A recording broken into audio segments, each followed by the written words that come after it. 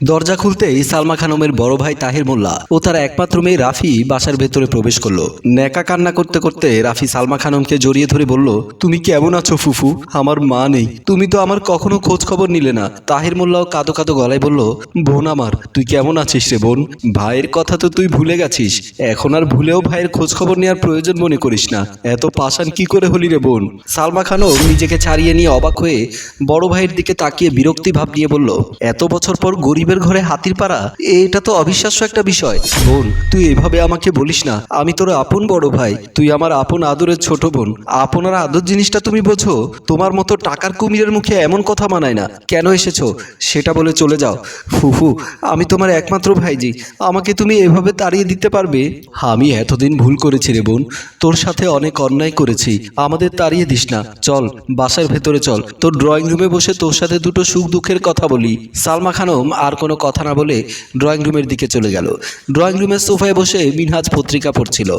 এমন সময় মা ও মামার সাথে রাফিকে প্রবেশ করতে দেখে চমকে উঠে দাঁড়িয়ে গেল। তাহের মোল্লা দৌড়ে গিয়ে ভাগ্নে মিনহাজকে জড়িয়ে ধরে কাঁদো কাঁদো গলায় বলল, কেমন আছিস মামা?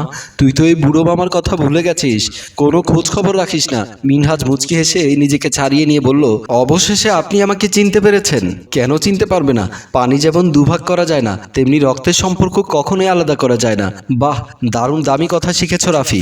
কিন্তু সেদিনের কথা মনে পড়ে, সেদিনও কিন্তু তোমার আর আমাদের মধ্যে রক্তের সম্পর্ক ছিল। তুমি কি ব্যবহারটা করেছিলে আমার আর আমার মায়ের সাথে, একটু মনে করে দেখো তো।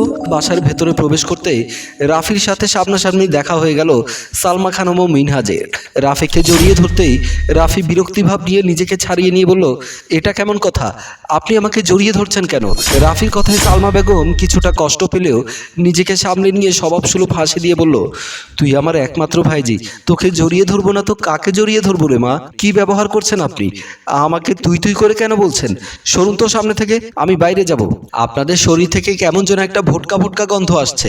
মিনহাজ এমন কথা শুনে বলল, রাফি, আমরা কিন্তু তোমার পর কেউ নয়। তুমি দেশের বাইরে পড়াশোনা করেছো, নম্রতা ভদ্রতা কিছুই তো শেখনি। কি বললি তুই? আমি নম্রতা ভদ্রতা কিছুই জানি না? বের হয়ে এক্ষুনি বাসা থেকে।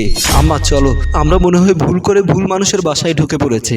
দাঁড়া, আমি একটু আমার ভাইয়ের কাছে জানতে চাইবো, সে তার মেয়েকে কোনো শিক্ষা দেয়নি? কার সাথে কি ব্যবহার করতে হবে তা কি সে জানে না? আপনি কাকে ভাই বলছেন? আমার বাবা তো আপনাকে বোন বলেই স্বীকার করে না। কথাটা শোনা মাত্র সালমা খানম চমকে উঠে বলল, কি বলছো তুমি? আমি যা বলছি সত্য বলছি। আব্বু ড্রয়িং রুমে বসা আছে, গিয়ে জিজ্ঞেস করুন, উত্তরটা পেয়ে যাবেন। বলেই বাসা থেকে বের হয়ে গেল। মিনহাজ চল, আমি আজ একটু তাহির মোল্লার কাছে জানতে চাইবো, সে কি সত্যি আমাকে বোন হিসেবে পরিচয় দিতে লজ্জাবোধ করে কিনা। বলেই ড্রয়িং রুমের দিকে চলে গেল। তাহের মোল্লা ড্রয়িং রুমে বসে টিভি দেখছিল। মিনহাজ ও সালমা খানম পাশে গিয়ে দাঁড়িয়ে বলল, রক্তের বাঁধন জানি ছিন্ন করা যায় না, কিন্তু তোমার মেয়ে রাফি আমাকে বলল তুমি নাকি আমাকে পরিচয় দিতে বিব্রত বোধ করো। তাহের মোল্লা মুচকি হেসে দাঁড়িয়ে বলল, তুই ছোটবেলা থেকে অনেক বোকা, এখনো দেখছি বোকায় আছিস। আমি এখন কোটি কোটি টাকার মালিক, তোর মতো গরিব একটা বিধবা নারীকে আমার কেন বোন হিসেবে পরিচয় দিতে হবে? তোকে তো অনেক আগেই বলেছি আমার বাসায় কম আসিস, তারপরও বেহায়ার মতো কেন এসেছিস? মিনহাজ বলল, কথাটা তিক্ত হলেও আপনি সত্য বলেছেন। আপনার মতো কোটিপতি ঘুষখোর দুর্নীতিবাজ মানুষের বোন আমার মা হতে পারে না। সরি, ভুল করে আমার মা আপনার বাসায় প্রবেশ করেছে। চলো মা, বাসায় চলো। তাহের মোল্লা রাগান্বিত হয়ে বলল, সালমা, তোর ছেলের এত বড় সাহস, আমাকে ঘুষখোর বলে, আমাকে দুর্নীতিবাজ বলে। আজকের মতো ক্ষমা করলাম, এরপর দ্বিতীয়বার যেন তোর ছেলে আমার সামনে আর কোনোদিনও না আসে। আমার মা আপনাকে অনেক আগেই ক্ষমা করে দিয়েছিল, কিন্তু আমি আপনাকে ক্ষমা করিনি। আপনি আমার মায়ের সম্পত্তি ভোগ দখল করে খাচ্ছেন। সময় আসলে পই পই করে হিসাব বুঝে নিতে আসবো। চলো আম্মা। বলেই বাসা থেকে বের হয়ে গেল। আহা ভাগ্নে, রাফি ছোট মানুষ, ও ভুল করেছিল, ক্ষমা সুন্দর দৃষ্টিতে দেখাই উচিত, কারণ আমরাই তো। ওর কথা না হয় বাদ দিলাম, কিন্তু আপনার ভুল করে কোন দৃষ্টিতে দেখব? ভাগ্নে, কোনো দৃষ্টি দিয়ে দেখতে হবে না। এই যে হাতে আমার ব্যাগটা দেখো, এই ব্যাগ ভর্তি টাকা নিয়ে এসেছি। তোমার মায়ের যে জমিটা আমি বন্ধক করে খেতাম, ওই রকম জমি 100টা কিনতে পারে এই টাকা দিয়ে।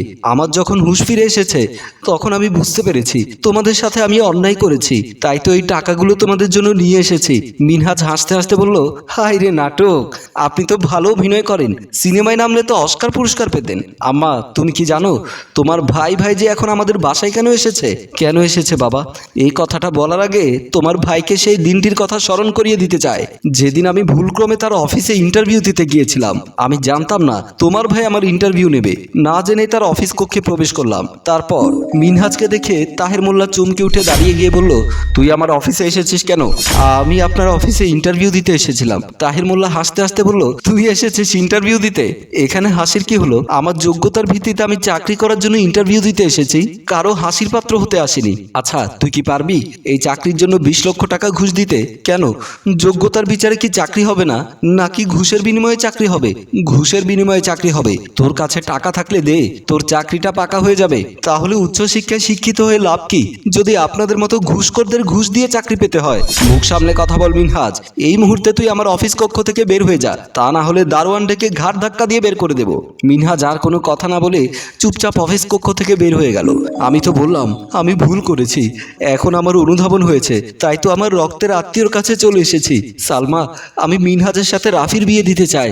অসম্ভব, আমি কোনো দুর্নীতিবাজের মেয়েকে বিয়ে করতে চাই না। দেখেছিস সালমা, তোর বাসায় এসেছি বলে তোর ছেলে আমাকে অপমান করছে।